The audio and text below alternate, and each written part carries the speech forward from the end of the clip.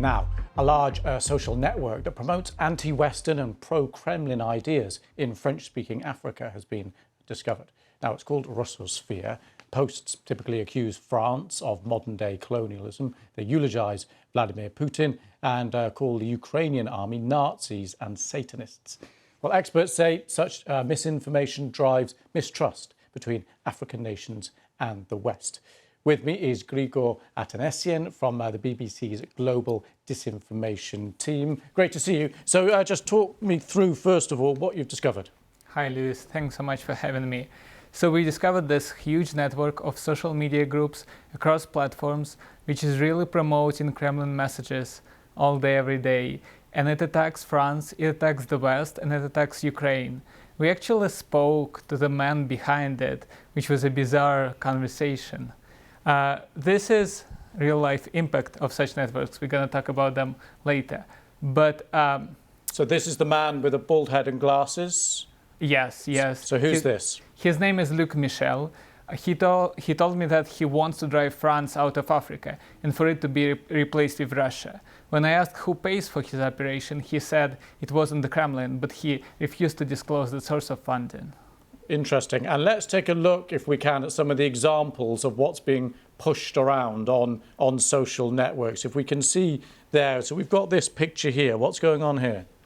So we have Libya's ruler Muammar Gaddafi, who is being besieged by the evil Western forces, NATO and the conspiracy behind it. And this is the worldview of this network. It calls itself anti-colonial, and it sees Russia as a force which helps liberate Africa from the colonial West. I see. And why, if we take a look at, so these are some of the other kind of images that are pushed around on I presume, Facebook and various social networks. Why does this matter?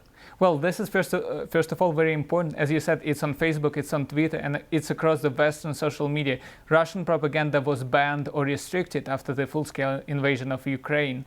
Now, Russosphère is present on those networks. But it's also important because analysts say that it influences real-time politics on the ground.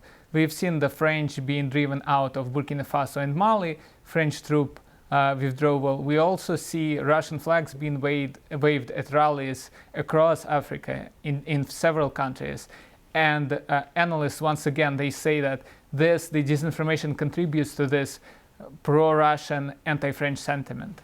That's interesting, and we're just seeing the pictures there as you're talking of flags being held up at those kind of rallies. And so what's interesting is it's a way of getting round any official bans on any kind of state television broadcast or whatever, the more traditional methods, because this is online and it's not directly from the state itself. It's a way of getting that propaganda and messaging out there. Is there any way to stop it?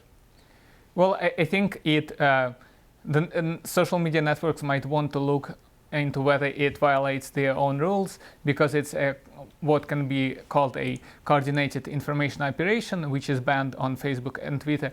But it's also smart in other ways as well, because it's really important, it taps into real grievances on the ground. Anti-French, anti-colonial sentiment is real in Africa. It's not invented by Russia, but it's used by Russia and pro-Russian actors such as Luc Michel and his Russosphère in these targeted campaigns, which use these real sentiments and then say, oh, that's why Russia needs to come in. See. All right, we must leave it there. Grigor, thank you very much. Thank you, Lewis.